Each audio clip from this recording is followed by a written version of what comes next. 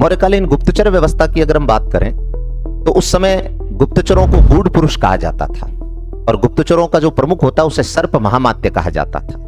कौटिल्य के अर्थशास्त्र में दो प्रकार के गुप्तचरों का वर्णन है, एक संस्था और एक संचरा। संस्था वो होते जो एक ही जगह पर रह करके और जासूसी करते, और संचरा वो होते जो घूम घूम कर जासूसी करते।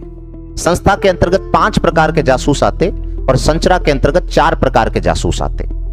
तो जो संस्था के अंतर्गत 5 प्रकार के जासूस आते उसमें एक होता काप्तिक, जो विद्यार्थी वेश में रहता। ये क्या है, अलग अलग वेश बना करके और जासूसी करते थे। तो जो काप्तिक होता वो विद्यार्थी वेश में रहता। वहीं उदा स्थित होता वो सन्यासी के वेश में रहता। वहीं पर गृहपतिक होता वो किसान के वेश में रहता। वहीं पर वैदेहक जो है वो व्यापारी के वेश में रहता। वहीं पर तापस की अगर हम बात करें वो तपस्वी के वेश में रहता और जासूसी करते। उधर संचरा की अगर हम बात करें तो उसमें एक सत्री जो एक विशेष प्रशिक्षण प्राप्त गुप्तचर होता था और उसके परिवार नहीं होते थे, आगे पीछे कोई नहीं होता था। एक उसके अंदर तीक्ष्ण प्रकार का जासूस होता था जो बड़ा शूरवीर जासूस होता था।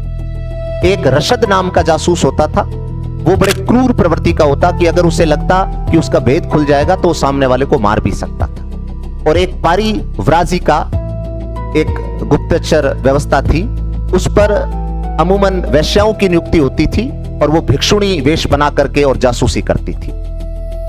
उसी प्रकार से एक और विशेष प्रकार के गुप्तचर की बात हुई है जिसे उभय वेतन कहा जाता था, जो दूसरे देशों में रहता और वहां नौकरी करता और वहां से सूचनाएं भेजता था।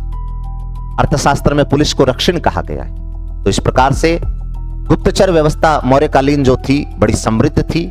आज की जो इंटेलिजेंस सिस्टम है देशों का उससे भी कई ज्यादा सशक्त थी, मजबूत थी।